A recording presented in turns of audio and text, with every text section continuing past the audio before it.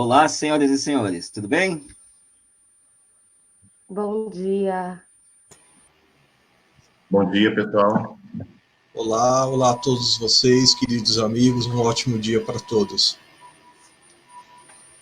Bom, é com muito prazer, né, que a gente começa mais uma manhã de quarta-feira com essa atividade do Imagine.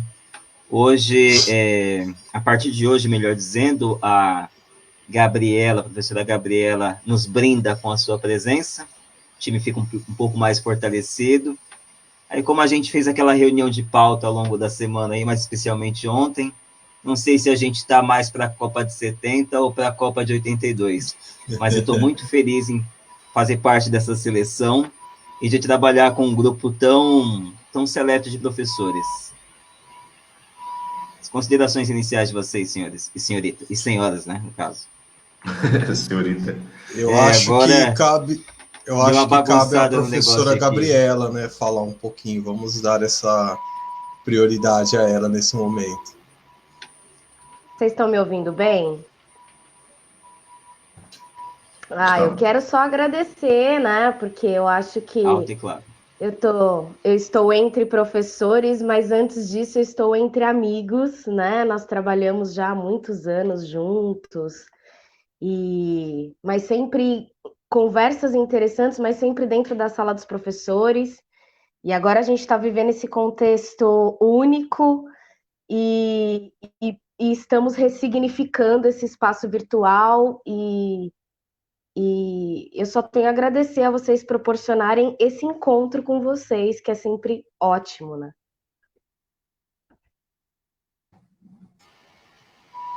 Eu também queria agradecer a presença da Gabi agora, a presença de todos a comunidade do Magine, que vão assistir agora ou depois, tanto no Face como no YouTube.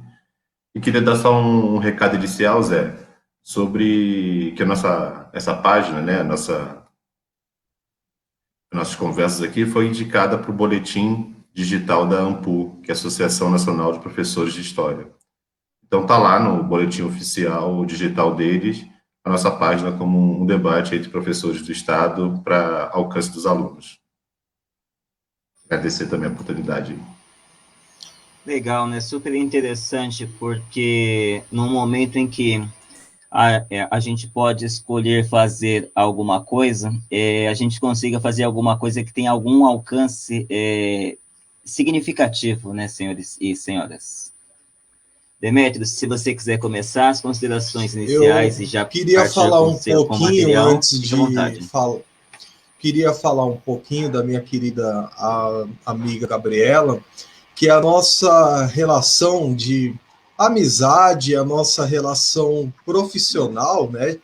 Ela começou no dia 1º de fevereiro de 2012, o Ó, dia Isso do mesmo. qual nós tomamos posse, iniciamos o nosso trabalho na vida pública, né? Juntos nessa data, e desde então a gente vem trabalhando juntos, tem essa troca de ideias, de pensamentos, e ao longo desses anos todos eu tenho aprendido muito com você, minha cara amiga. É, seja muito Idem. seja muito bem-vinda nesse espaço. A sua presença aqui ela dá um brilho especial mais ainda, né, nesse nosso espaço aqui que é feito com muito carinho, e eu me sinto muito feliz de tê-la aqui, como os demais também, que é uma coisa que é um bate-papo entre amigos mesmo que nós temos aqui. E Uhum. também quero desejar a todo o nosso público, todos os nossos alunos, um ótimo dia, uma excelente quarta-feira, que possa ser um dia de coisas boas na vida de todos nós. E vamos começar mais um bate-papo aqui de uma forma muito boa, né? Acho que hoje o nosso tema, os nossos assuntos, ele promete bastante. É verdade. Bom, a gente sempre parte de uma proposta, ou partir até a presença da Gabriela, de abordar os aspectos discutidos sobre três âmbitos, ou melhor, de pautar a discussão sobre três óticas distintas, mas complementares, que é uma ótica mais para o campo da história como ciência, uma ótica mais para o campo da tecnologia como área de conhecimento e como ciência, vamos dizer assim, e também do ponto de vista das ciências biológicas, também como área de conhecimento e grande ciência, já que nos acompanha desde sempre. E a gente precisa dar uma ampliada um pouco mais nesse leque, tornar esse horizonte, já para usar uma expressão um pouco mais geográfica, né, por uma outra área de conhecimento. Então, a professora Gabriela, ela passa a nos acompanhar daqui para frente, justamente para balancear e trazer os outros aspectos que a gente não enxerga sobre a relação do homem com a tecnologia, com a ciência, com o planeta de uma maneira geral, tá? Então, é isso que a gente vai se pautar dessa forma daqui para frente. Não mais com um olhar baseado num tripé, mas agora a gente passa a estar baseado nessas 4 pernas aí, nessas 4 óticas: história, geografia, ciência e tecnologia. E aí a gente consegue compreender ou buscar compreensão sobre objetos, sobre situações de conhecimento, não por uma visão fragmentada, mas por uma visão complementar. Penso eu que nem sempre nós teremos uma espécie de coesão no discurso, mas não faltará coerência. Bom, senhores, é isso. Demétrio, se você puder seguir como manda a tradição. Opa, com o maior prazer aqui, né? Também já é uma tradição eu apanhar um pouquinho aqui, né, dessa parte tecnológica, até a gente fazer esse compartilhamento da tela aqui. Só um minuto. A gente pode falar também, né, de um conceito chamado tradição inventada, né? Porque a gente inventou uma tradição que o Demétrio começa a live e a gente impôs a ele isso e ele aceitou. Aqui a gente topa tudo. O Eric Hobsbawm, no livro A Invenção das Tradições, ele fala justamente disso, né? De como é que as tradições elas são inventadas ao longo da história, muitas vezes para justificar algumas situações. Mal parafraseando, mal comparando, é isso que nós estamos fazendo. Vocês conseguem ver a minha tela? Está sendo compartilhada? Sim. É porque, Gabi, você vai perceber também que enquanto a gente coloca essa tela aqui, né, enquanto eu faço isso, eu perco um pouco do visual com todos vocês. Eu não estou vendo vocês, né? Então eu peço sempre que eles me guiem por aí, que todos vocês me guiem.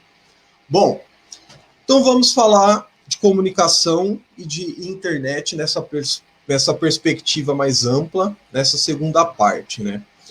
Continuando com a proposta do tema da nossa live, vamos falar um pouco mais sobre comunicação e a sua relação com as tecnologias e a própria internet. Na última quarta, nós conversamos sobre os aspectos gerais e da estrutura que ocorre no processo de comunicação entre os animais, né? Nós podemos ver de uma forma direta que há sim uma comunicação entre os animais e que, em muitas vezes, ela se dá de uma forma bem complexa. Iremos avançar agora um pouco e vamos mostrar um tipo de comunicação sofisticada chamada ecolocalização, realizada por grupos de animais específicos, tá? Então nós vamos avançar um pouco e vamos falar um pouco de uma coisa chamada ecolocalização. Bom, mas o que é ecolocalização? Sempre gosto de colocar algumas perguntas diretas, né? Para que a gente não perca muito tempo fazendo uma explicação mais do que necessária aqui para o nosso público. A ecolocalização é basicamente a utilização de ondas sonoras ultrassônicas para a identificação de objetos e outros seres vivos que possam estar invisíveis ou que encontram-se situados a longas distâncias. Também, através da ecolocalização, ocorre a comunicação entre esses animais da mesma espécie. Então, aqui eu posso ressaltar 2 situações. Esse grupo de animais, que nós já vamos ver quais são, eles utilizam-se dessa ecolocalização para buscar uma presa, para saber o que está entre eles no meio ambiente da onde eles estão, mas também para fazer uma comunicação direta e de forma muito precisa entre os membros dessa espécie que possa estar naquele lugar. Quais animais utilizam-se da ecolocalização? Morcegos e os cetáceos, que é o grupo de seres vivos que contempla os golfinhos e as baleias. Eu pus uma observação aqui, que sobre o ponto de vista evolutivo, né, a evolução é uma área da biologia importantíssima para uma compreensão do mundo como ele é hoje, e dos seres vivos também, obviamente. Então, sobre o ponto de vista evolutivo, essa capacidade de ecolocalização se desenvolveu nas classes dos mamíferos, especificamente na ordem dos cetáceos, que são os golfinhos e as baleias, e os quirópteras, que são os morcegos. Então, basicamente, somente esses dois grupos de mamíferos possuem essa capacidade de se localizar por meio do som, da emissão e do recebimento de sons. Mas com as imagens aqui agora, a gente vai entender um pouco melhor. Como isso funciona? Vamos pegar o exemplo do morcego. Ele vai emitir um som, uma onda sonora, né? Que aqui na nossa imagem, ela recebeu o nome de pulso sonoro, uma espécie de um som. Ele vai propagar esse som, ele emite esse som e o som viaja pelo ar, né? E esse som vai encontrar inúmeras situações. Uma árvore, uma pedra, uma presa. E quando esse som chega até esse destino final, ele emite um som de volta. Esse som é refletido, esse som é ecoado de volta para aquele emissor. Por isso a gente usa o nome ecolocalização. São os ecos que acabam voltando para aquele animal que o emitiu.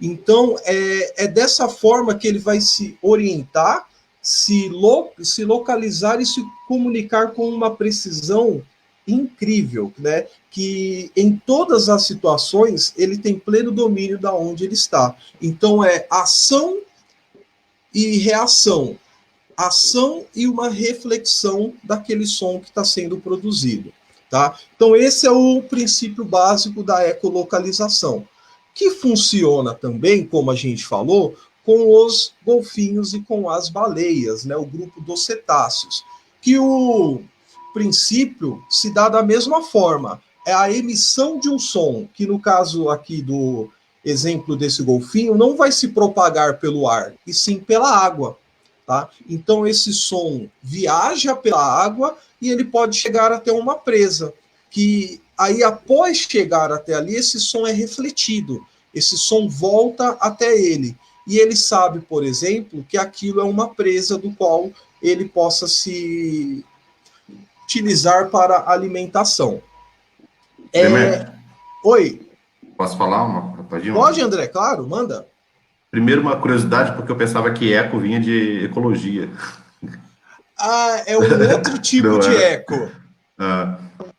Outra coisa interessante é que, então, eles utilizam dessas ondas sonoras para se localizar e perceber suas presas, etc., né? Perfeito. Exatamente, é dessa forma. E eu quero chegar agora aqui a um ponto de explicar um pouco o porquê da utilização, porque ao longo do tempo eles foram desenvolvendo toda essa forma de comunicação. Porque basicamente esses animais vivem em ambientes, ou eles se põem em ambientes do qual não há grande presença de luz. Morcegos, eles são animais de hábitos noturnos, então durante a noite, essa visão dele, né, algo que muita gente pensa que os morcegos são cegos, eles não são cegos, eles enxergam, mas de uma forma assim muito rudimentar, muito simples, né, não é algo desenvolvido como é nos felinos, por exemplo, mas eles enxergam sim. Mas durante o período da noite, ele foi desenvolvendo todo esse método de ecolocalização, que é com uma precisão incrível, e nós vamos ver um pouco mais à frente como que o ser humano ele foi se apropriando dessa tecnologia desses animais, a gente pode dizer assim. E nos oceanos, a mesma coisa, né? Muitos animais, como baleias, como próprios golfinhos, eles vivem em águas profundas, aonde a luminosidade ela não está presente ali. Então eles foram desenvolvendo ao longo do tempo, né, assim, quando eu falo ao longo do tempo, coisa de milhões e milhões de anos. Essa capacidade de ter essa localização e essa comunicação pela emissão de ondas sonoras ultrassônicas que não são perceptíveis para nós seres humanos, tá? Elas vibram em um tipo de frequência do qual nós não conseguimos captar por meio da nossa audição essas ondas sonoras. Beleza, amigos? Alguma dúvida até aqui? Oi. Antes de você avançar, me permite uma parte, meu querido? Ô, Zé, claro, pois não. Então, olha só, né? A semana passada nós abordamos a questão da comunicação, e você trouxe a comunicação a partir dos animais e de alguns outros seres vivos, e hoje você está trazendo a questão da ecolocalização. A semana passada, na parte de tecnologia, a gente trouxe a questão do desenvolvimento da internet móvel, e mais precisamente do 1G, do 2G, 3G, 4G e 5G, que é o padrão que se busca atualmente para a transmissão de internet móvel. E você está falando em ecolocalização e está dizendo para a gente que o princípio é a emissão de um pulso sonoro e a escuta do retorno desse pulso, não é isso? Quando a gente fala, por exemplo, em tecnologia, em teste de latência, quando a gente fala, por exemplo, em teste de continuidade, se a gente quer saber se algo está trafegando na internet de fato, o teste que se faz, ele é baseado num protocolo chamado ICMP. E o que é esse protocolo ICMP? Ele manda o que as pessoas conhecem comumente como o teste de ping, que é a emissão de um pacote, a escuta desse pacote, se ele devolve resposta, e a medição do tempo de resposta para a escuta desse pacote. Ou seja, o princípio utilizado na tecnologia, quando você quer avaliar a continuidade de uma rede, ou então a latência, que é o tempo de resposta para uma rede, está baseado nesse princípio que você trouxe para a gente aí da ecolocalização. Então, olha que coisa, né? Interessante. Exatamente dessa forma como você trouxe essa informação, eu não conhecia, não tinha essa ideia, assim, mesmo porque meu conhecimento sobre tecnologia ele é um pouco curto, né? Mas eu trouxe outros 2 exemplos aqui que são bem interessantes também, Zé. Posso passá-lo aqui agora? Pode. É interessante a sua colocação, porque a gente sempre ouve a garotada imaginando que as coisas elas surgem do zero ou do nada. Exatamente. Ou não conseguindo estabelecer relação, né, entre a tecnologia e as coisas relacionadas à vida dos seres vivos. No final das contas, essa relação ela é muito presente e ela é quase que total. E a gente é que acaba não abordando ela da melhor forma.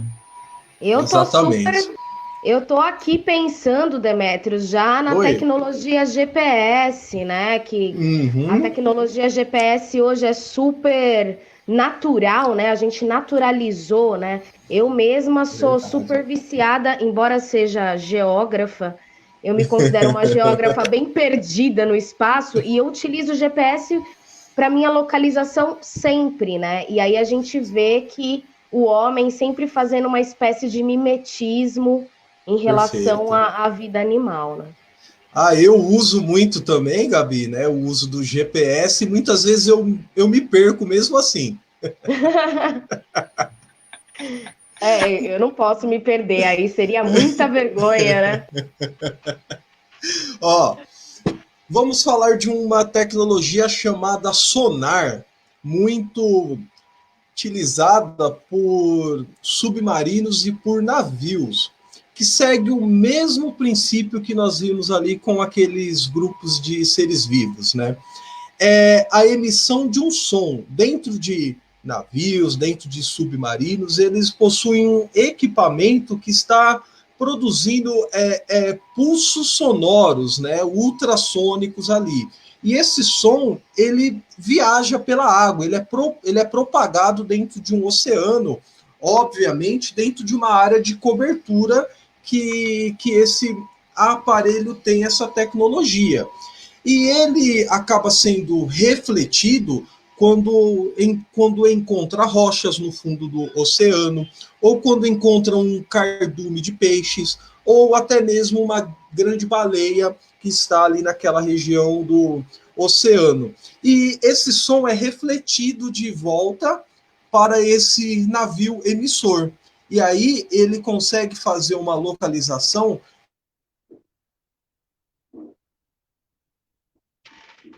Acho que ele travou, hein? Deu uma travadinha, galera. O Demetrius, ele sempre Voltou. faz isso, ele dá um susto na gente para Localizando. ver se a gente está acompanhando o que ele está falando. Ah. Já virou tradição também. Você travou, Demetrius. Travou? Perdão. Um pouquinho só. Eu acho que é problema com a minha internet. Então deixa eu retomar um pouco aqui. Agora tá tudo bem. Tá Agora tudo sim. bem. Beleza. Então é a emissão e recepção de sons feito por um navio ou feito por um submarino dentro de uma área grande de um oceano, né? A comunicação entre submarinos ela é muito comum dessa forma, né? Pela utilização do sonar, que vai emitir e que vai receber sons que foram refletidos em algo que está presente ali no fundo ou nesse oceano. E uma outra forma é o conhecido radar da aviação, né? Que ele vai emitir sons que não são viajados na água, obviamente, sim no ar. Então, esse som, ele é capaz de chegar até um avião ou até mesmo outro radar e faz com que haja uma reflexão desse som. Esse pulso volta para esse radar que emitiu esse som. E aí, isso vai permitir uma navegação com uma precisão muito grande de aeronaves, né? Que cada vez mais estão presentes na nossa vida, com milhares de voos que saem, que voltam o tempo todo de grandes regiões pelo mundo, né? Então, uma forma de não acontecer um acidente entre essas aeronaves é a utilização dessa tecnologia, que nada mais é do que esse princípio básico de emitir e de receber sons, né, baseado nesses grupos de seres vivos que nós vimos. Ó, esse GIF que eu pus aqui, ó, ele mostra justamente isso de uma forma muito simples. É um radar emitindo um som, uma onda sonora, que ela chega a um determinado ponto e desse ponto ela vai emitir novamente um outro pulso sonoro, uma outra onda sonora, que pode voltar para esse radar ou ir para variadas direções e dar a possibilidade que outros radares também possam fazer essa localização. E por último... Demetrius, Oi. Você mencionou essa questão do radar e a importância desse tipo de tecnologia para a aviação. E certo. Só em tom de exemplo, só para exemplificar, é importante a gente pensar o que acontece na ausência desse tipo de situação ou desse tipo de tecnologia. Por exemplo, em 2006 houve um choque, né, um choque aéreo entre um jato Legacy e um avião da Gol de passageiros, de voo doméstico, no norte de Cuiabá. E o avião da TAM, o avião da Gol, mediante esse choque, acabou caindo e deixou 154 mortos. Isso foi em 29 de nove de 2006. Ou seja, a nossa aviação, a aviação brasileira, ela já experimentou o dessabor do não emprego desse tipo de tecnologia. Não porque o avião de passageiros do voo doméstico da Gol não dispunha dessa tecnologia, e não Sim. porque o jato Legacy também não dispunha dessa tecnologia, mas por uma conveniência dos pilotos do jato, eles deixaram o transponder, que é o equipamento dentro da aeronave responsável por se comunicar com o radar desligado, para poder traçar uma outra rota, para poder fazer uma outra rota aérea em direção aos Estados Unidos, e causou essa fatalidade. Então, só para deixar registrado... Negligência, né? Que infelizmente essa negligência a gente tem um exemplo trágico, cruel, uma fatalidade oriunda justamente do não emprego desse tipo de tecnologia. Perfeito, exatamente. Ótimo exemplo esse que você trouxe para nós aqui. Bom, e por fim, né, eu quero falar da comunicação entre esses seres lindos e maravilhosos aqui, que são os primatas, gorilas. Gorilas, eles têm uma forma muito parecida com a nossa, seres humanos, de se comunicar. Eles se comunicam por gestos, eles se comunicam por meio de sua expressão corporal e pela emissão de sons. Esses sons que eles acabam emitindo, eles não configuram uma fala da forma como que nós, seres humanos, temos, né? Eles não têm essa capacidade de transformar esses sons em signos, e o outro fazer essa decodificação desse signo, que é isso, basicamente, essa comunicação que nós temos por fala, né? É a nossa linguagem oral.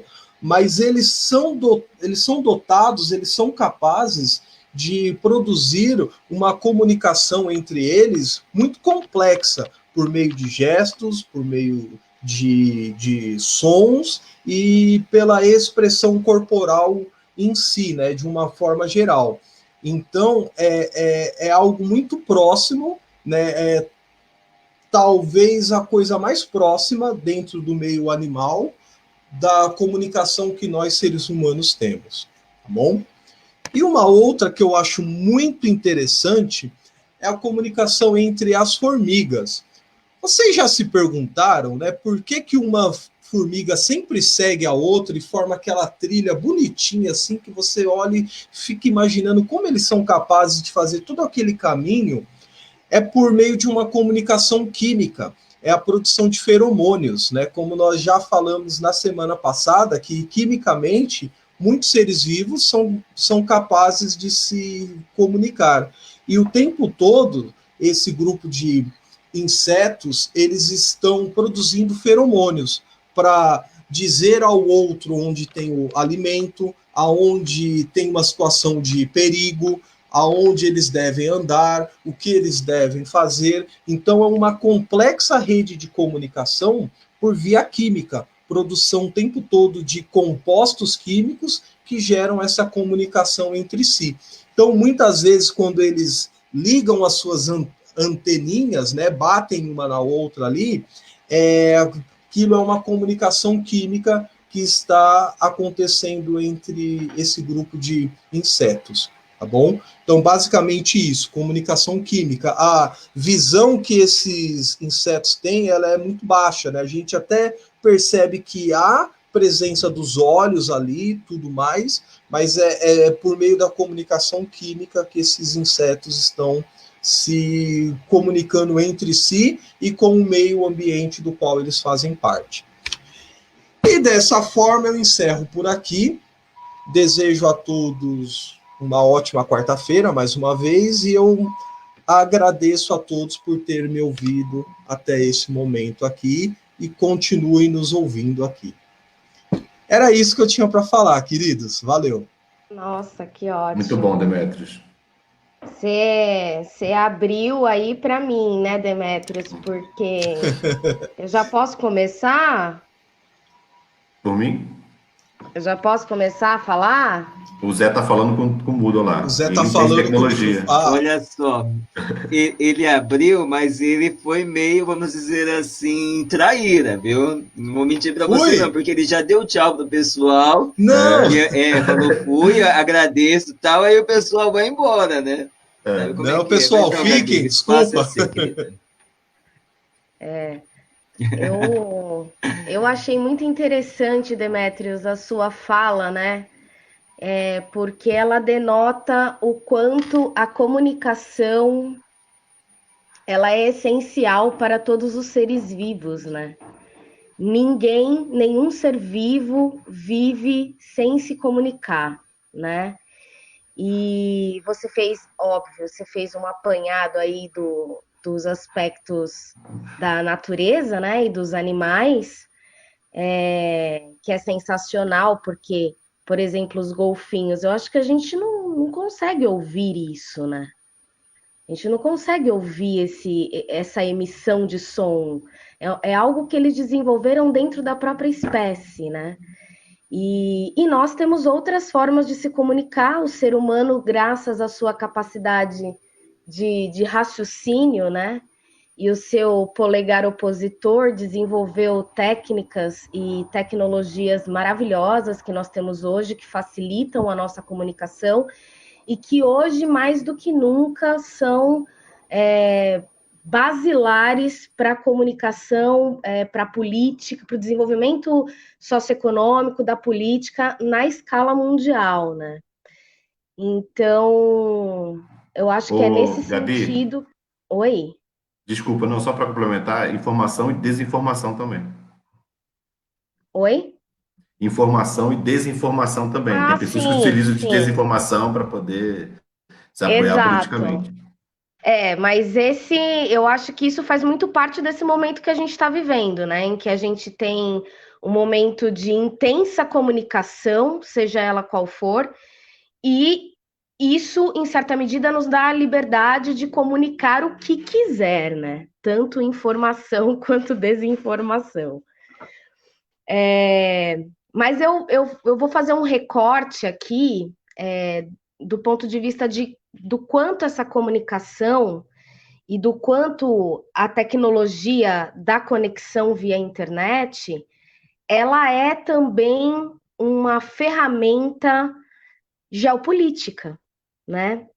E aí eu acho que o Zé já botou aí na telinha o conceito de geopolítica, que eu acho que a gente tem que começar por isso, né? Inclusive com os alunos do terceiro ano, antes dessa pandemia aí, nas aulas presenciais, eu estava explanando um pouco para eles este conceito, né, que é fundamental para a gente entender as relações internacionais estabelecidas desde sempre, né?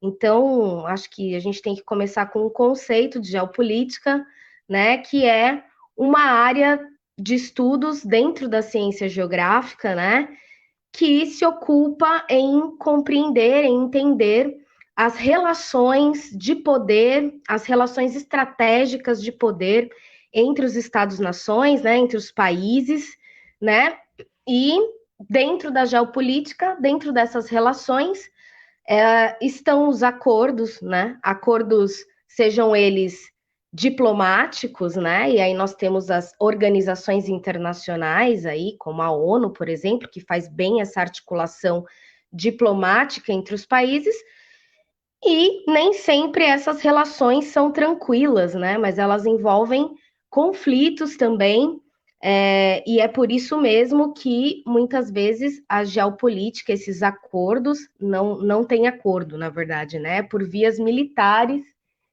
mas tudo isso com o objetivo dos países defenderem, organizarem e administrarem os seus territórios, né? Hoje, com o advento da internet, a gente tem uma impressão de que as fronteiras entre os países, né, que os limites fronteiriços entre os países não têm mais importância, né? Porque a comunicação via internet, ela nos trouxe uma percepção de que o mundo agora é sem fronteiras e sem barreiras.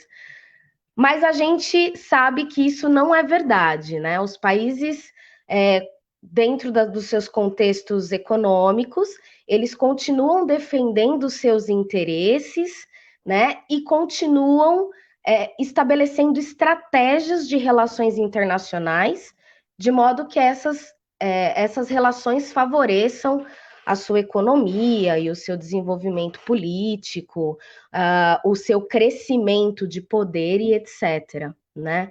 Então, acho que é importante a gente dar esse conceito aí de geopolítica, que ele é muito importante e está muito presente aí no nosso dia a dia, né? Vocês têm alguma intervenção para fazer neste momento? E eu tenho, se a senhora me permite. Pode falar. Eu permito. O conceito de geopolítica que você trouxe, ele é interessante e mais especialmente a expressão aliança. Se diz na diplomacia que a aliança ela é sempre com alguém e contra alguém. Ou seja, quando a gente fala em geopolítica, já está implícito uma certa tensão, não é isso, Gabi? Já tem um certo conflito estabelecido. Não é uma expressão de neutralidade.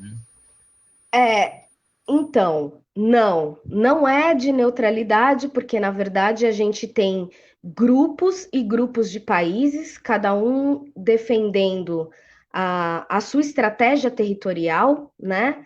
E os seus interesses próprios. Agora, essas relações entre esses países, elas podem se dar de forma diplomática ou não, né? A gente sabe que por mais que a gente tenha acordos diplomáticos, eu dei o exemplo da ONU, por exemplo, né, que intervém, por exemplo, em conflitos internacionais, mesmo os acordos estabelecidos dentro da ONU, isso não é nunca de forma tranquila, né, justamente por conta dos interesses aí dos países, né. Não, só queria acrescentar também que, como a ONU também é uma comunidade internacional que é gerida pelos seus Estados-membros, né? Então, não é uma pessoa de fora alienígena que vem guiar a ONU, né? Mas, de repente, nessa disputa política, né, que cada país, que posição ocupa, né? Que posição ocupa os Estados Unidos, o Gabão, o Brasil, a China? Mas acho muito boa essa discussão, porque às vezes tem discussões que não levam isso em conta, né? Então, o Brasil pode se desenvolver livremente? Não. Ele vai ter que formar alianças, acordos, etc., etc., dependendo da sua conjuntura política atual, com certos países para poder se desenvolver nesse sistema que a gente vive. Exatamente.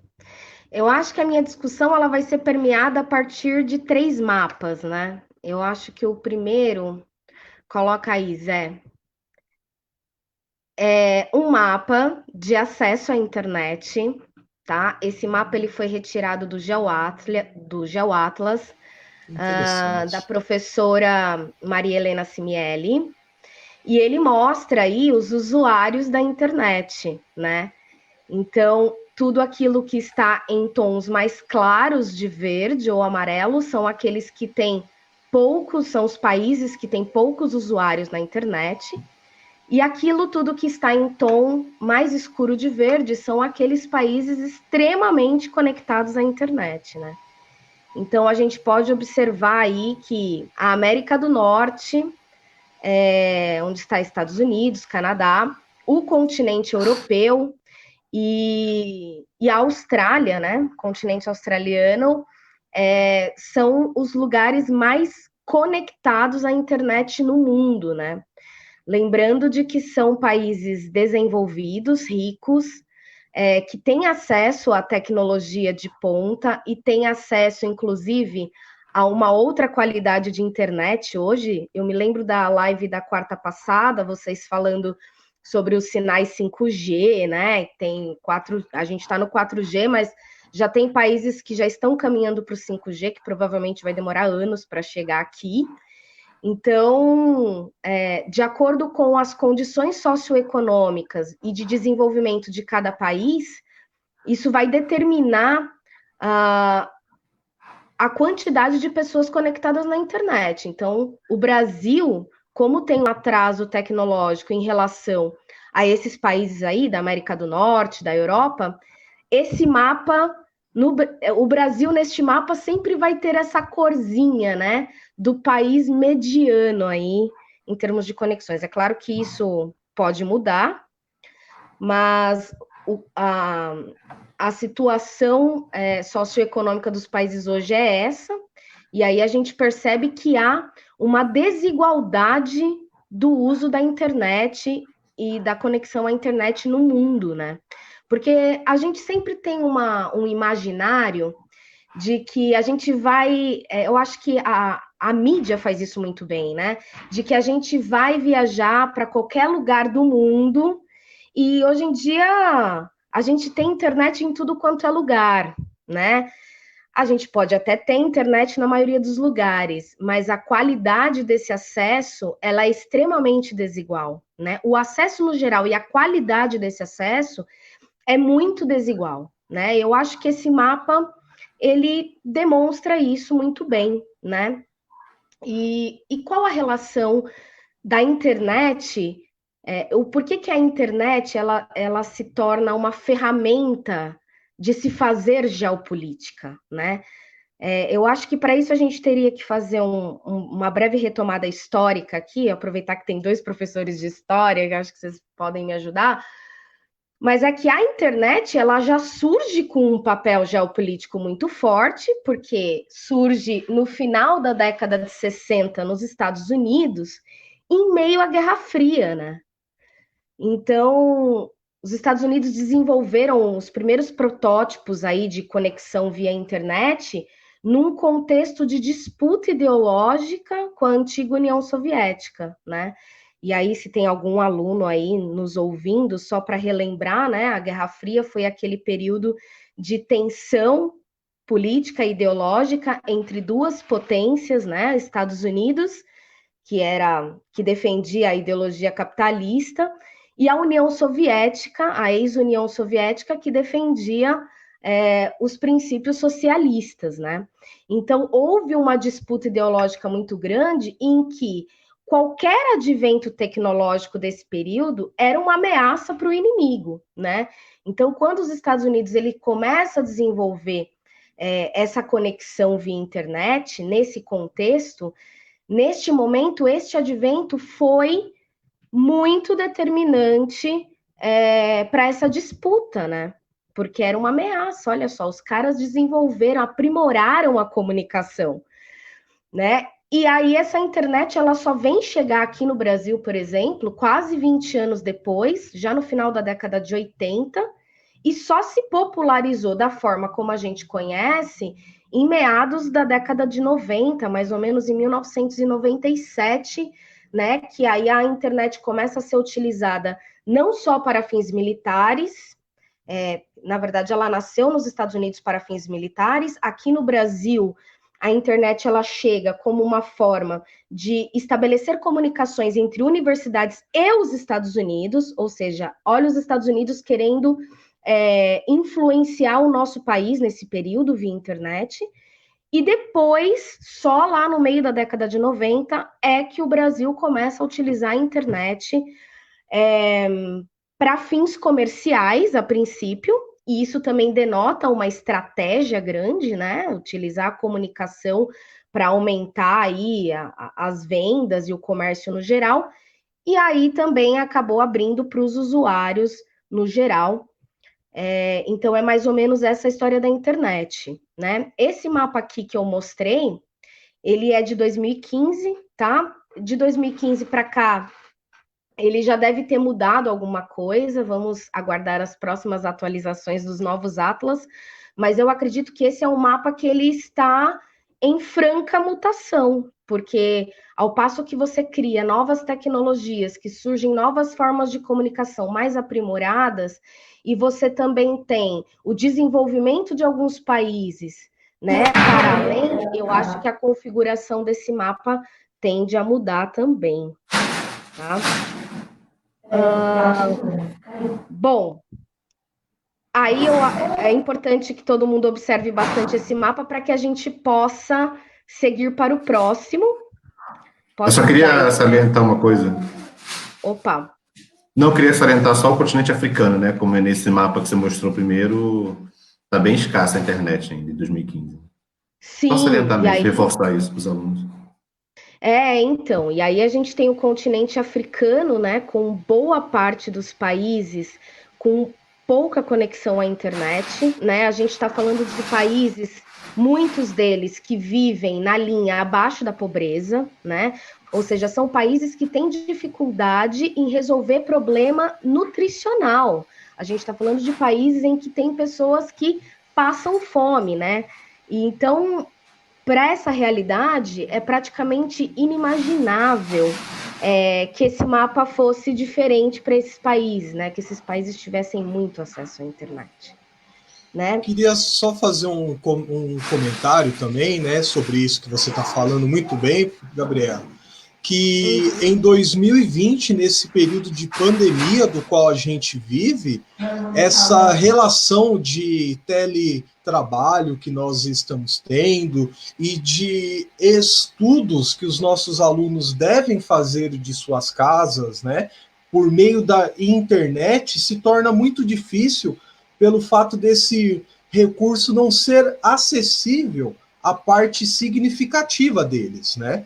Então, a gente que está nessa linha de frente, diariamente a gente está se deparando com situações como essa, da pessoa ter essa disposição em querer fazer, mas não tem acesso, não tem esse recurso para poder trabalhar e para poder estudar dessa forma, né? Em pleno 2020, numa das regiões mais ricas do nosso país, né? Exatamente, né? Demetrios, você foi super feliz nessa fala, porque a gente fica falando de um âmbito internacional, né? E trabalha numa escala mundo, mas, na verdade, essa desigualdade de acesso à internet, ela está dentro da região metropolitana de São Paulo, que é o que você disse. A gente tem regiões extremamente conectadas e dotadas de alta tecnologia, e nós temos também as condições socioeconômicas das pessoas que vivem nas comunidades, nas favelas, ou áreas periféricas de difícil acesso, que também encontram essa dificuldade de conexão, né? Então, dentro de uma mesma região, de um mesmo território, a gente tem desigualdades bem expressivas aí no que se refere à conexão à internet. Né? Hoje a gente vai ficar mais focado aqui no globo, né? No planisfério, mas é óbvio que é muito importante que a gente faça esse paralelo aí com o nosso contexto, com a nossa realidade, aqui mesmo na região do Grande ABC ou de São Paulo, né? Perfeito. E já presente na sua fala, Gabriele, na fala do Demetrios, quando a gente olha essa questão do acesso à tecnologia e mais especialmente do acesso à internet, seja fazendo uma inferência a partir do que a gente vê na realidade do continente africano, seja a partir dos nossos problemas de conexão aqui na região metropolitana do estado de São Paulo, a gente deve considerar também que essa não é uma fatalidade, é uma escolha. Sim. E é uma escolha comercial, acima de qualquer outra coisa. Não é um problema de acesso à tecnologia. É uma questão de ser comercial ou não, de ser rentável ou não. Então, infelizmente, está posto, mas não está dado como fatalidade, está dado e posto como escolha comercial. Sim, exatamente. O próprio Milton Santos, ele fala isso, né, no livro dele, Por uma Outra Globalização. Para quem se interessa pelo tema, acho que vale super a pena fazer uma consulta nesse livro. Perfeito. Porque tem uma parte que ele fala de um processo de globalização que é completamente perverso, né? E aí, quando se refere à velocidade das coisas, e aí a gente pode falar da velocidade de fluxo de informações que a internet proporciona, né? A gente pode dizer que é, sim, uma escolha relacionada com o poder de alguns agentes, né? E que está dentro da imposição de um modelo de civilização também, né? Então, assim, porque nesse sentido, a gente poderia escolher democratizar melhor essa conexão, né? Mas realmente é uma escolha, né? Infelizmente, dentro do modelo econômico que a gente vive, é isso que nós temos. E vamos seguir aí com esse mapa. Esse mapa, ele conversa muito com o mapa anterior, né? Porque ele é um mapa que mostra, que fala de poder econômico. Então, a gente vai perceber aí, ó, que tudo que está em laranja são países que têm influência dos Estados Unidos. Aqui na minha tela está um pouco pequena. Mas aí nós temos um mapa que mostra quais são as principais influências dos países, e aí a gente vê que tem forte influência dos Estados Unidos no mundo, né?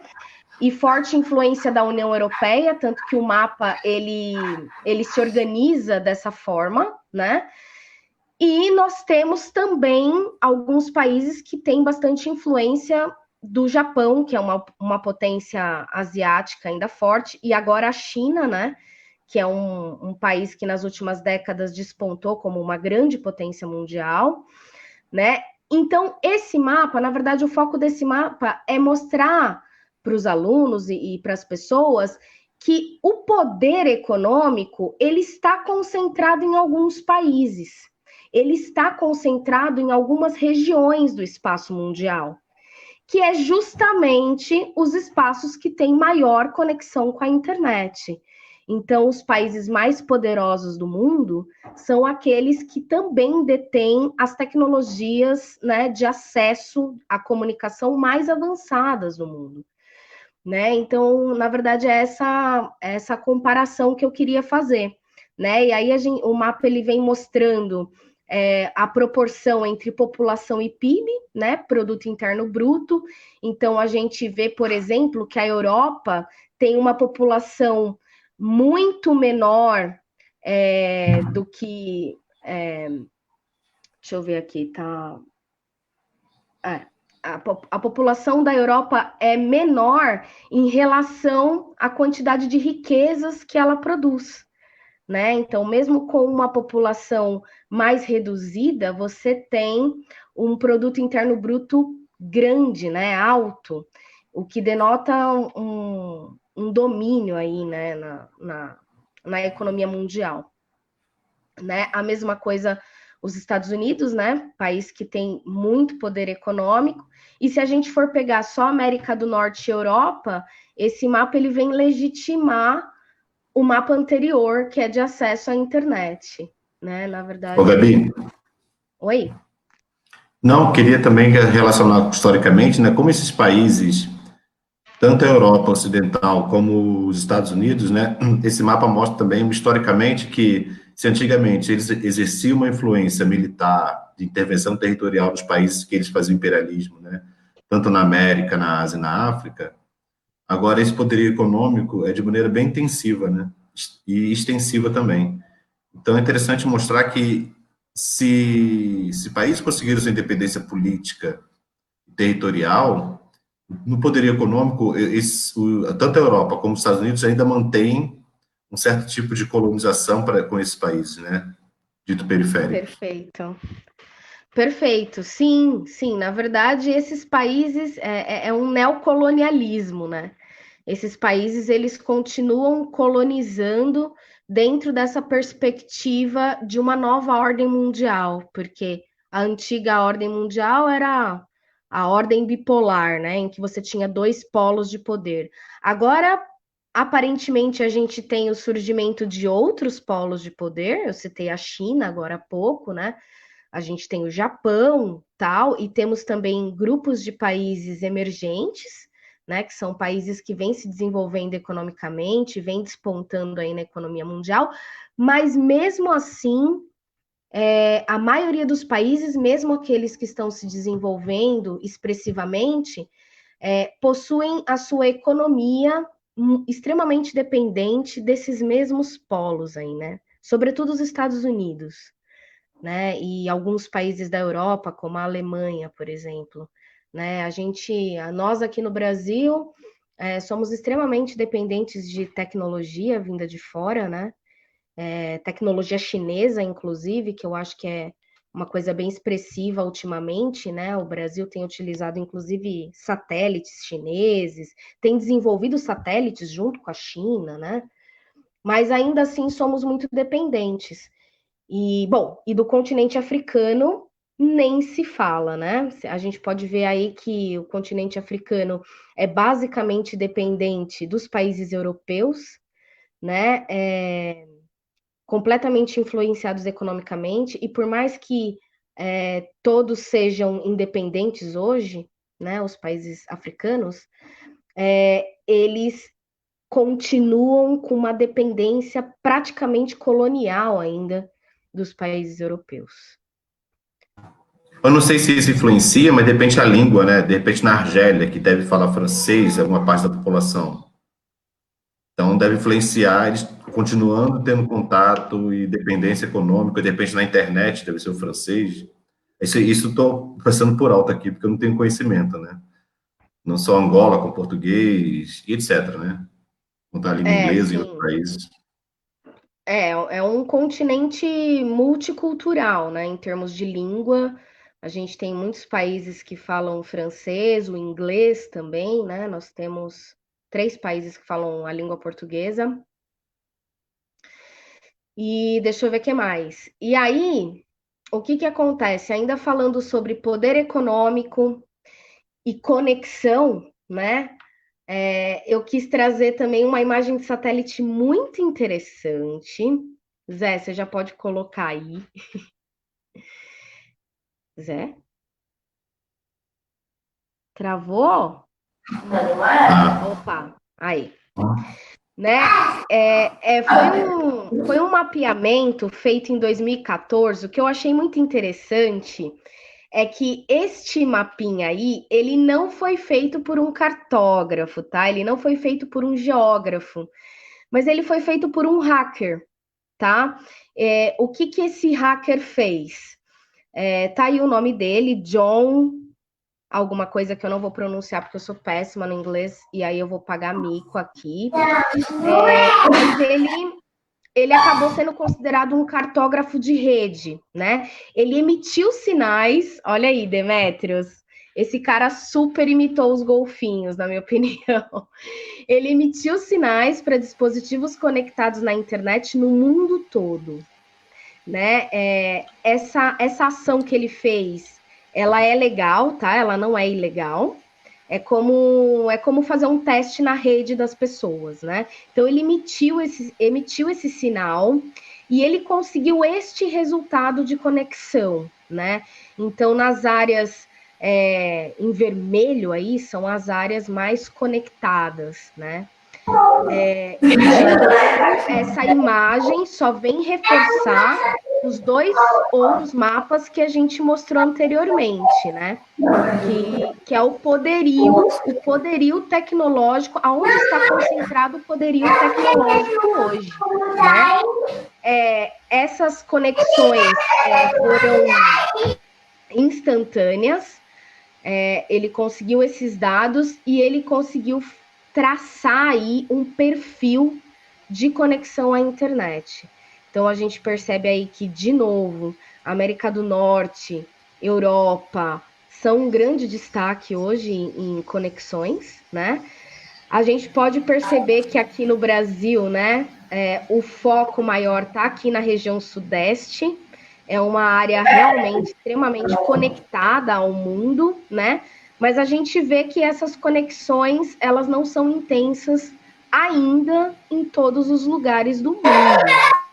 E isso, do ponto de vista geopolítico, é muito importante ser considerado, porque os locais mais conectados são aqueles que muito provavelmente também desenvolvem melhor as suas atividades econômicas hoje, considerando o mundo globalizado, né?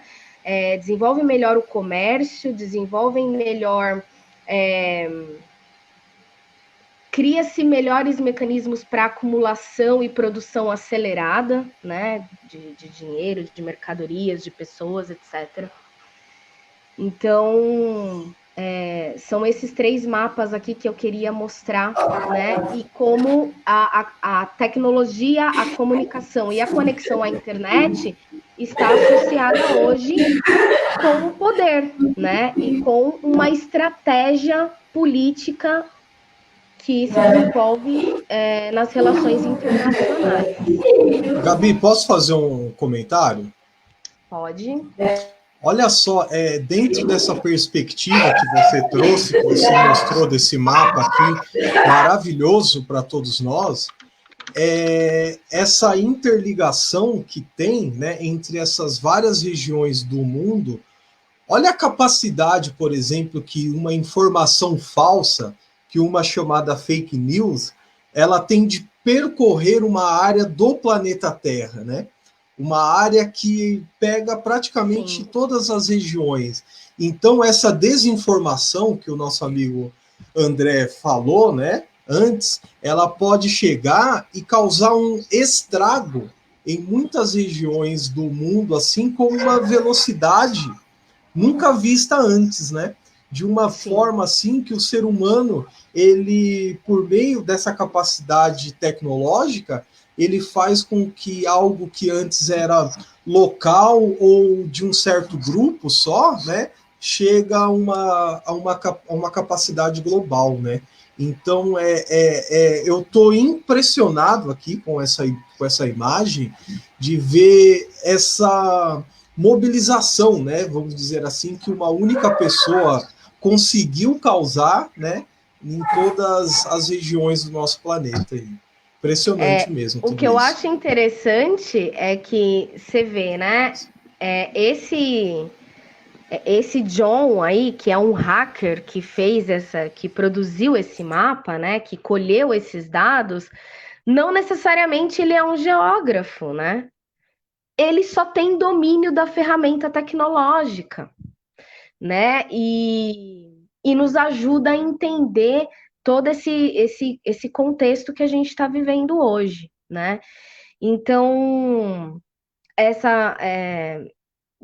eu acho que essa imagem ela deixa muito claro assim o quanto o mundo é desigual em várias questões, né, na questão tecnológica, mas também a gente poderia ir para além desse mapa, né? A gente pode afirmar que essas conexões à internet, elas estão em um espaço geográfico específico, que é o espaço urbano, né? Essas conexões, elas se dão sobretudo nas cidades, né? E é por isso também que a gente tem vazios aí nesse mapa, porque a gente ainda tem, sobretudo no continente africano e até aqui mesmo na América Latina, a gente tem países que ainda são extremamente agrários, né? Que toda a vida foram colocados numa condição de apenas agroexportador, que não houve um incentivo de desenvolvimento de tecnologias, né? E, portanto, isso é um reflexo de uma carência histórica que esses países têm, e de um histórico de dependência de outras economias, né? Então, sim, eu acho que o domínio da internet, o domínio do recurso tecnológico, ele está muito associado na manutenção do poder de alguns países, né? Quem tem hoje, os países que têm hoje na mão o controle da tecnologia, das conexões à internet, da ciência, são esses países que continuam mantendo seu poderio, né? E continuam mantendo as suas relações de dependência, né? De domínio, né? De outros países do mundo, né? Então, na verdade, eu acho que é esse o fechamento que eu queria fazer. E aí eu abro para pergunta dos meus colegas. Não sei se tem alguém aí participando no chat que quer contribuir. Tem sim, eu vou trazer mais para o final, se você me permitir, as colocações, e aí a gente menciona quem passou por aqui hoje e mais os questionamentos que apareceram aqui no chat, pode ser? Eu queria também fazer duas falas muito rápidas acerca do material que você trouxe. A primeira delas é a seguinte: se eu sou aluno do ensino médio, pensando no Enem, como é que eu faço a leitura desse mapa como aluno? Eu deveria considerar o seguinte: poxa, a riqueza do mundo, ela está concentrada no hemisfério norte. A exceção a essa fala é a Austrália. E aí, quando a gente fala de riqueza do mundo, pode ser a riqueza tecnológica, como pode ser a riqueza, a concentração financeira. Uhum. Então, eu acho que isso é um ponto importante de ser destacado. O outro dado, a outra questão é a seguinte: quando você trouxe essa ilustração, essa imagem acerca da conexão à internet no mundo, ela é feita através de uma ferramenta chamada Shodan. Tá? Você até manteve Na O imagem, nome da ferramenta. o nome da ferramenta. E o que seria ela? Poxa, quando a gente tem dúvidas no dia a dia, a gente, réis mortais, a gente vai ao santo Google hoje, né? Qualquer coisa você Sim. dá uma googada, como diz o pessoal, depois de consultar o Google, você vira conhecedor de todas as coisas. Exatamente. O pessoal que faz a análise de dados, que trabalha com hacker, com a ideia do hacker em si, com a ideia de levantamento em rede, o Shodan é o Google deles.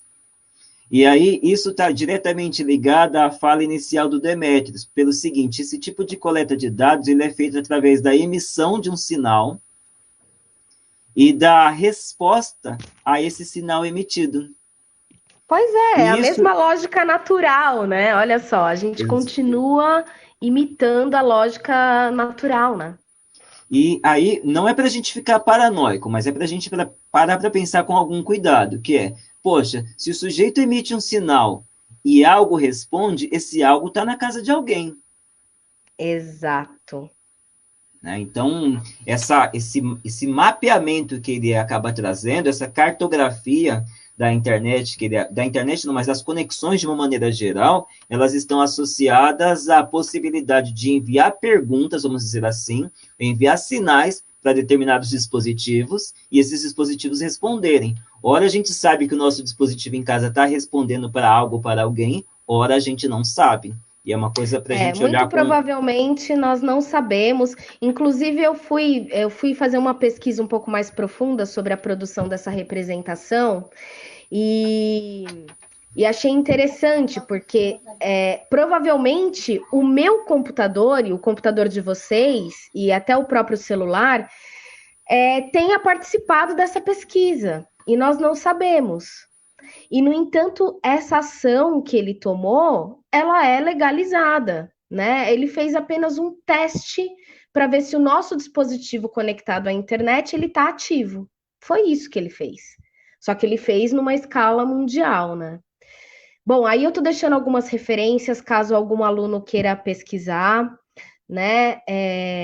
Eu super recomendo esse atlas aí da Maria Helena Simielli, é um atlas bem completo, que traz uma série de mapas importantes e que falam de questões contemporâneas também. Acho importante para os nossos alunos que estão assistindo, de repente, pesquisar.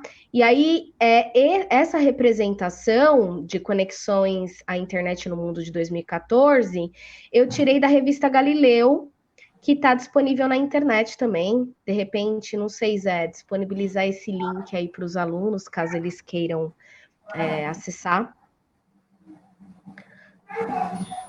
A gente pode fazê-lo de algumas formas. Uma delas quando a gente sobe o material para o YouTube, porque a gente usa hoje o YouTube como repositório dessas nossas falas aqui, a gente pode adicionar os links na descrição.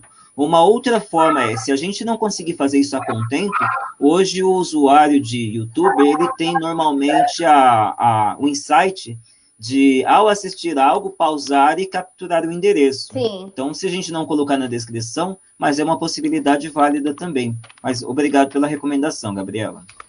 De nada. Acho sempre importante, né? A gente deixar umas coisinhas assim para os alunos darem uma pesquisadinha, porque eu acho que também, talvez o objetivo da gente aqui também seja para que os alunos comecem a utilizar a internet de formas diferentes das quais eles estão acostumados, né? Para pesquisa, orientá-los no sentido de fazer pesquisa, etc.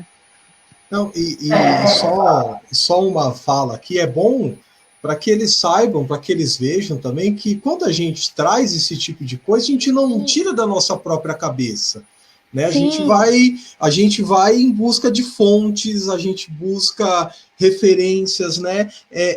Muitas vezes eles pensam, nossa, o professor sabe tudo isso, né? Tá tudo na cabeça dele. Não tá, a gente busca fontes o tempo todo para trazer uma informação minimamente confiável, né? Sim, com certeza. Bom, gente, então acho que é isso. Não sei se eu falei muito ou se eu falei muito rápido. Eu sempre falo isso para os alunos. Eu falo, gente, eu falo muito e falo muito rápido. Vocês estão me acompanhando, né? Eu queria fazer dois comentários também, depois. sobre os mapas ainda da Gabi. Mas pode ser depois, se quiser. Pode falar. Não, eu já encerrei. O espaço está liberado aí, André. Eu prometo que eu vou ser bem breve, senhores e senhoras. Olha só, eu queria fazer só duas referências básicas acerca do que a Gabi comentou. Ela falou assim, poxa, quando a gente pensa no desenvolvimento da internet, o desenvolvimento da internet ele se pautou pela questão militar. E quando a gente olha o mapa da esquerda da imagem, que é o mapa da ARPANET, vamos dizer assim, a avó... Que era o antigo que nome, a gente chama né? Isso, é a avó do que a gente chama hoje de internet. O que a gente tem que perceber? Existe uma preocupação de ligar um ponto ao outro. Qual ponto ao outro? A costa leste dos Estados Unidos à costa oeste. O que Exato. é? A costa oeste com toda a riqueza, do ponto de vista econômico que existe na região da Califórnia, com o poderio de desenvolvimento militar e também de conhecimento acadêmico existente na costa leste. Então, são esses dois pontos que a gente precisa verificar. Tanto é que o outro mapa, o mapa que está posto aí dos Estados Unidos em 2006, que até menciona as áreas baseado em população, quando a gente olha, por exemplo, o mapa da direita, a gente não consegue enxergar bolinhas que indicam uma alta densidade demográfica, como diriam os meus amigos de geografia. Mas eu não vou nem me estender nesse ponto aí. Um outro ponto que a Gabriela também trouxe na sua fala, e eu queria, inclusive, recomendar, porque eu sempre comento sobre esse livro em aulas, e os alunos falam, pô, professor, empresta aí. Não, esse é o queridinho, esse não sai da estante, e ele está disponível em várias plataformas hoje de comercialização. É um livro que se chama Guerra Cibernética. O que esse livro traz? Esse livro ele traz registros de pessoas que trabalharam para as agências civis do governo americano, porque vamos dizer assim, a atividade de inteligência informática e de inteligência militar nos Estados Unidos, ela é dividida. A produção da informação ela é normalmente por agências civis. E o artífice militar, a composição militar, normalmente numa composição mais de exército, mais associada à parte da defesa como instituição, exército, aeronáutica e por aí vai. Então, o que esse livro traz? Ele traz uma menção de que os Estados Unidos conheciam, na Segunda Guerra Mundial, a possibilidade dos japoneses fazerem o ataque à base de Pearl Harbor. Mas ele não traz do ponto de vista do achismo, ele traz do ponto de vista de alguém que trabalhava e que coordenou o Departamento de Proteção de Infraestrutura e Contra-Terrorismo dos Estados Unidos entre os anos de 1998 e 2003, ou seja, por 5 anos. Só para a gente fazer uma correlação com essa data, o World Trade Center, a derrubada das torres por conta da Al-Qaeda, ela é de 2001, ou seja, um dos autores do livro toma conta da infraestrutura de ataque e defesa cibernética, vamos dizer assim, no momento mais crucial da história dos Estados Unidos, no atual século, vamos dizer assim. Nunca os Estados Unidos, até então, haviam sido tão fortemente ameaçados por uma ameaça desconhecida e estrangeira, como aconteceu no atentado de World Trade Center em 2001, no 11 de setembro. Então, isso é importante da gente fazer uma correlação. Da mesma forma, inclusive, mas aí está no campo só dos entusiastas, ou então só no campo da especulação, que se especula-se o seguinte, poxa, será que os Estados Unidos não sabiam da possibilidade do atentado terrorista em 2001, perdão? Baseado no grande conhecimento cibernético que eles têm? Uma outra menção que esse livro faz é a seguinte, na deposição do Saddam Hussein na Guerra do Iraque, no último confronto militar entre Estados Unidos e Iraque, o exército iraquiano não resistiu. E todo o equipamento militar do exército iraquiano foi rapidamente debelado por parte dos Estados Unidos. ao que se acredita isso? Todo o sistema de defesa iraquiano já havia sido hackeado, e essa fala está presente no livro. Então, não havia uma outra alternativa ao exército iraquiano, senão a rendição. Os meus alunos sempre me perguntam em aula, especialmente quando eles estão lá no 3º ano do ensino médio, poxa, professor, mas e a Terceira Guerra Mundial? Vai ser quando? Aí eu sempre falo, baseado Eles especialmente me perguntam isso também. É sempre muito curioso. Eu sempre falo, gente, olha, não é por nada não, mas quando a gente coloca a inteligência telemática, a internet e a cibernética a favor tanto de defesa como de ataque, a gente pode dizer que a Terceira Guerra Mundial, mal comparando, ela já está em curso. E aí a gente consegue fazer algumas comparações também olhando para o cinema. Quando a gente pega, por exemplo, o documentário Privacidade Hackeada, que fala exclusivamente do escândalo da Cambridge Analytica, que influenciou parte da eleição nos Estados Unidos. E ferramentas, por exemplo, como o Facebook e o WhatsApp, fizeram modificações na sua política de compartilhamento de informações, justamente derivados desse tipo de situação. Esse é um ponto. O outro ponto, também baseado, vamos dizer assim, no cinema, é o próprio filme Midway, que aí mostra essa questão do ataque a Pearl Harbor, o conhecimento ou não, mostra de uma forma alegórica, é claro, né? Mas mostra de uma certa forma que os Estados Unidos talvez tivessem algum conhecimento da possibilidade de ataque. Então, quando a gente coloca nesse âmbito, nesse aspecto, talvez a Terceira Guerra Mundial ela já esteja em curso, porque quando eu domino a tecnologia, eu sei o que trafega naquela tecnologia, eu consigo influenciar a riqueza do mundo, e paralelamente a isso, ou concomitantemente a isso, eu também consigo influenciar a pobreza do mundo. Quando você mostrou aqueles mapas da concentração da riqueza no mundo, que está no hemisfério norte, e que a concentração do bom acesso à internet, ou das melhores velocidades de acesso à internet, elas também estão no hemisfério norte, dá para a gente fazer essa correlação. Também baseado na sua intervenção, Gabriela, eu trouxe só algumas curiosidades. Por exemplo, o primeiro cabo submarino é de 1850, século XIX. O que ele interligava? Ele interligava a Inglaterra e a França. O segundo cabo submarino é 1858. O que ele interligava? A Europa aos Estados Unidos. E aí, vamos dizer assim, soma aquela imagem que você trouxe da interligação dos países mais ricos do hemisfério norte. Quando o segundo cabo ele foi disponibilizado, vamos dizer assim, o segundo cabo submarino, ele substituiu a comunicação telegráfica. E aí uma mensagem passou a ser recebida, uma mensagem ganhou, em termos de velocidade, um alcance de que, poxa, se você emitia uma informação, ela demoraria só 17 horas para chegar ao local de destino. Que para o século XIX... Hoje em dia, que para o século era um grande avanço, hoje em dia isso é uma eternidade, né?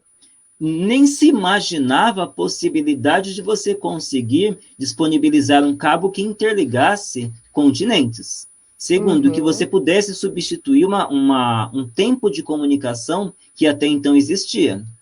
Uma terceira curiosidade, vamos dizer assim, é 1956, o primeiro cabo telefônico transatlântico. E aí, só a título de curiosidade, uma ligação como essa no câmbio de hoje, baseado num cabo telefônico transatlântico, custaria por volta de $20 o minuto. No câmbio de hoje, à época, $3. E por último, para afindar, até por conta do passar da hora, a gente tem aí hoje por volta de 1.200.000 quilômetros de cabos submarinos. Quem são os maiores, vamos dizer assim, financiadores desses cabos submarinos hoje? E especialmente da fibra ótica? Google, Facebook, Amazon.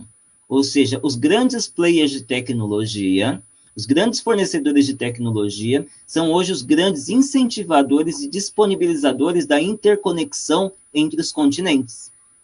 E aí, quando a gente sustenta várias vezes, poxa, mas essa comunicação ela não é neutra, não imaginem que o Facebook, que a Amazon, que o Google, eles disponibilizam toda essa infraestrutura que tem altíssimo custo à toa, de graça ou de maneira neutra. Então, essas coisas a gente precisa olhar com algum cuidado.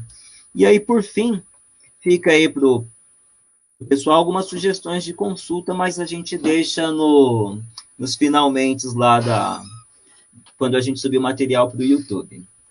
Eu acho que sua fala só legitimou a minha, né? E só mostrou a estreita relação da tecnologia e da geopolítica, assim, total. Sim, sim. Bom, em relação a questões que vocês perguntaram... Ô Zé, peraí, eu acho que o André queria falar André, alguma perdão, coisa, desculpa, né, André? Verdade.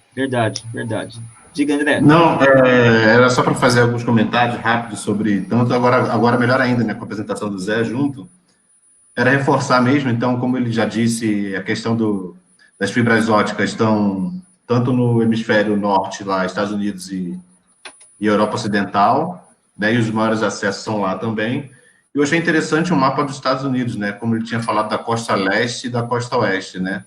Então, tem um meio ali que pode ser por questão rural, pode ser por não ter tanta aglomeração como nessas duas costas, né, pode ter várias questões de não ter tanto acesso lá.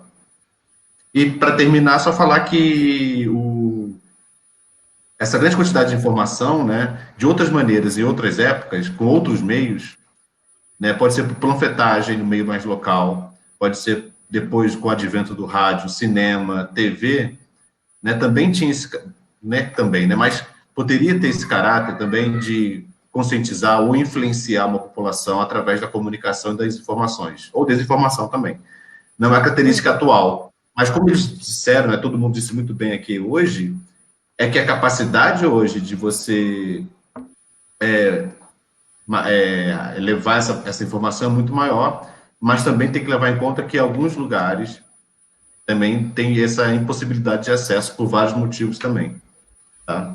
Então, eu acho que o alcance realmente hoje é muito maior, mas infelizmente também existe países e até regiões dentro de um país que é muito desigual ainda.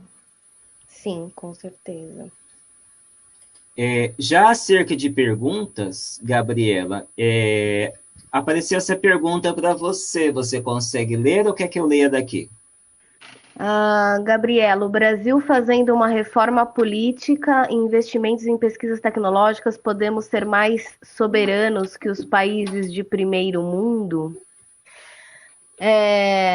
Sim, eu acho que o nosso desenvolvimento tecnológico, ele precisa estar atrelado ao incentivo em pesquisa, né? Enquanto a gente não criar uma cultura de desenvolver tecnologia, de produzir tecnologia brasileira, e nós temos capital humano para fazer isso, nós temos especialistas aqui no Brasil para isso, eu acho que é esse o caminho, né? Porque senão vai continuar acontecendo isso. Há pessoas que se especializam em tecnologia aqui no Brasil, em excelentes universidades, e acabam vendendo a sua mão de obra para os mesmos países que já dominam, né? Que é Estados Unidos, né? Alemanha, Japão, até a Índia também, né? A Índia tem um setor da economia forte, assim, para tecnologia e tal, e comunicação, principalmente, mas eu acho que não tem outro caminho. E não é só para o nosso desenvolvimento tecnológico, é para o nosso desenvolvimento enquanto país, né? Enquanto se libertar da dependência econômica que a gente ainda tem, não só de tecnologia, mas de produtos industrializados básicos, às vezes, né? Então, sim, eu acho que qual foi a palavra aqui que o Ronaldo usou? De soberania, né? Eu acho que a gente se emancipa e exerce soberania toda vez que a gente tem investimento na pesquisa e na ciência, que haja incentivo para isso, né? Infelizmente, a gente vive um contexto no Brasil do desincentivo a ciência e a pesquisa, né? Então é isso. Se a gente for seguir essa lógica, nós estaremos fadados à dependência aí das potências econômicas vigentes por muito tempo ainda. Eu acho que é isso. Mas é claro que vocês podem complementar aí minha fala. Antes das considerações finais, das nossas considerações finais, vamos dizer assim, eu queria registrar a presença do pessoal que passou e deixou alguma coisinha lá no Facebook. Passaram legal. pela transmissão de hoje o Eduardo Valentim, a Mariane Galvão, a Gilmara. Eu queria falar que a família Galvão a gente paga por fora para participar toda a família Galvão. A minha mãe não assiste, mas a família Galvão assiste assim ferrenhamente. Eu acho que eu estou na família errada, inclusive. A minha mãe não assiste, mas tudo bem. A Débora também sempre participa. Bom dia, Débora. E você falou, por exemplo, da Mariane Galvão, tem mais Galvão aí, por exemplo, ó, a Juliane Galvão. Eu falei. Né? A Amanda Rodrigues, 7 ano B. Valeu, Gustavo. Amanda. Perdão, é verdade, está no nick, mas é o Gustavo Rodrigues, do 7B. Obrigado pelo reparo. O Robério. É meu primo. Um beijo para ele. Aí, ó, tá vendo? Minha família tá presente, hein? Não, eu ia falar isso agora, porque você trouxe, assim, uma leva aí de pessoas, por exemplo. Conhece essa figura? É minha irmã. Eu acho que o sobrenome conta o outro, né? Eu paguei todos por fora. Eu tô achando que eu nasci na família errada, mas tudo bem, bora lá. Passou também por aí a Kelly. A Kelly. A gente falou alguma coisa errada em português, desculpa. Não. A Kelly é assim, eu vou externar licença poética. É uma questão de narrativa hoje, né? A Kelly, já vou deixar aqui um registro público, que é o seguinte: em algum momento, ela vai estar aqui conosco. Né? Então, já se sinta convidado, vai pensando aí de que forma a gente pode explorar os seus talentos, Kelly, porque você é uma pessoa de conhecimento ímpar. Passou por aqui a Pri Lopes. É minha prima.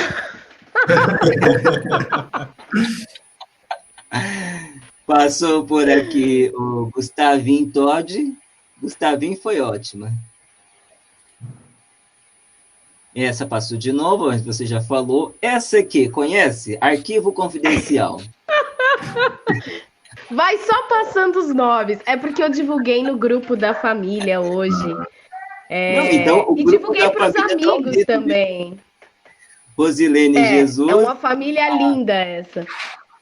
A Beatriz está aqui, tá ok, Rosilene, a gente já entendeu. Tem mais aqui, tal. Já passei por essa figura? Não. É a minha mãe, essa daí. É a sua mãe. A minha mãe legal. É super coruja. Comentário. Opa, esse aqui. Ótima aula, hein? Passou pelo crivo, hein, Gabi? Estou de pleno acordo aí com o comentário dela. Vocês estão vendo, né? Vocês me agregaram nesse grupo e esse canal aqui só vai aumentar, minha gente. Porque eu vou trazer uma galera para junto. Eu trabalho para crescer. Isso eu acho já um pouco mais, assim, menos crível, mas tudo bem. Tá, agora vai chegar a sessão pagar mico, né? Sessão Gabriela pagando mico. Agora é aquela hora que ela entra aqui, né, para falar sobre você de maneira ao vivo. A Rosilene Jesus, ela deixou uma menção aí, eu acho essa menção assim, importante para a gente pautar algumas coisas que a gente fala e faz, que é o seguinte: bom dia, sou mãe da Beatriz, consegui ouvir a aula de hoje, nossa, meio obrigado a todos.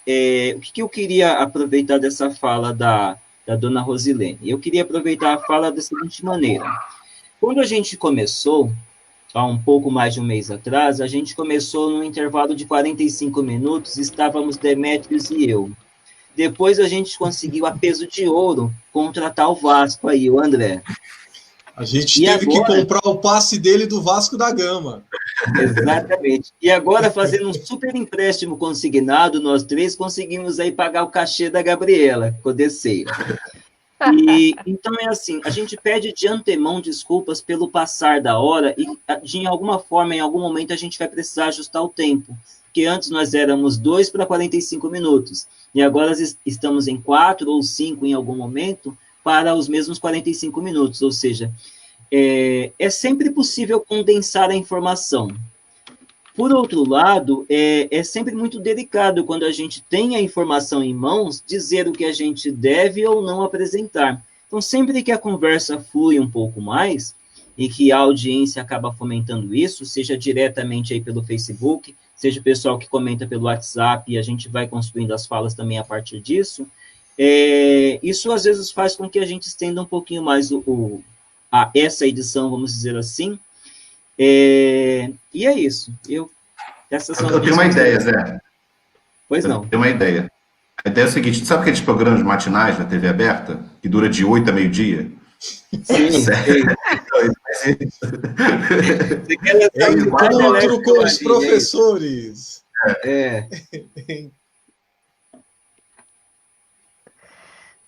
Tem um outro recado aqui, ó. Essa eu estava estranhando que não tinha passado aqui ainda hoje.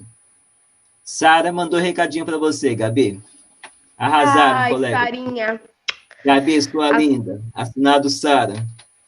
Ai, que legal, que ótimo. Muito boa essa recepção.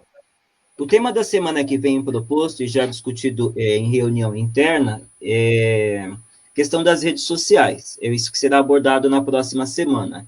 E na semana seguinte, me parece, salvo engano, deixa eu consultar aqui o calendário, dia 8, o tema será profissões do futuro.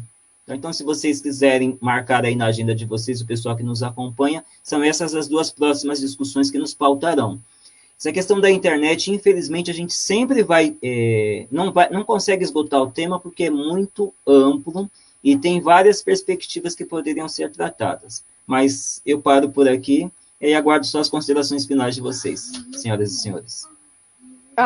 Eu acho que eu vou começar essas considerações finais. Eu só quero agradecer, achei ótimo, acho que é uma atividade importante para nos colocar em constante reflexão, em movimento, dizer que eu estou super feliz de participar e de contribuir de alguma forma, né? Então, acho que nesse primeiro momento só agradecer vocês três, agradecer aos alunos e às pessoas que passaram por aqui hoje, desejar um dia lindo, gente, o dia tá lindo, a gente tá dentro de casa, mas é para olhar esse céu aí, que tá um dia super convidativo para ficar em casa, para continuar em casa, né? Exatamente. E é isso. Ou, como diria o Elon Musk, para colocar satélite no céu. Bora, céu de brigadeiro, tá perfeito. Posso falar ou o Demetrio quer falar? Pode ir, André. Eu também agradecer a toda a comunidade do Imagine que assistiram e vão assistir essa transmissão. Agradecer a Gabi, foi excelente a aula, Demetrio também, o Zé Carlos. Hoje eu fiquei a reboque aqui, mas foi excelente, aprendi muito hoje, hein? Muito obrigado a todos e uma ótima quarta também. Zé, para as minhas considerações finais, tem como você colocar novamente ali aquela fala da dona Rosilene, é isso? Tem sim. Tem? Faça isso para mim, por favor. Eu pensei que você ia cantar, Demetrio. Não, eu deixo isso para outras pessoas que estão presentes aqui, que têm um maior talento para isso. O que a dona Rosilene disse aqui é muito significativo, né? Ela acompanhar essa aula e fazer parte de tudo isso. O que eu gostaria de deixar como consideração final é, sempre que possível, faça isso. Né? Nós estamos toda quarta aqui por volta das 8h30 e vamos até quando der. e é importantíssimo ter esse feedback, ter esse retorno da comunidade escolar, porque tudo que é feito é para que o nosso aluno, que o nosso público, de uma forma geral, possa se interessar um pouco mais pelo conhecimento. Por isso que esse conhecimento aqui ele é trazido sobre várias perspectivas, né? Sobre a das ciências humanas, sobre ciências biológicas, e a gente faz isso com todo o carinho, porque antes de qualquer coisa, conhecimento tem uma relação própria com empatia, né? Então a gente se põe na posição do outro para tentar trazer algo que tenha um significado. E estar com todos vocês aqui tem um significado muito grande para mim. Isso faz com que o meu dia seja um pouco melhor. Então, deixo os meus agradecimentos a todos vocês, meus queridos amigos também. É isso. Ótimo, Demetrios.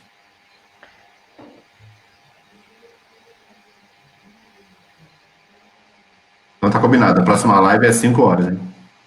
O Zé tá mudo. O Zé tá falando por mímica. Para ver se realmente eu acabei não abrindo o microfone. Senhoras e senhores, a gente para por aqui. Vou encerrar a transmissão. Se vocês puderem permanecer aqui só para os fechamentos, seria ótimo, tá? Aos que nos assistem agora, aos que nos assistirão posteriormente, até mais. Até mais. Tchau, tchau. Até quarta.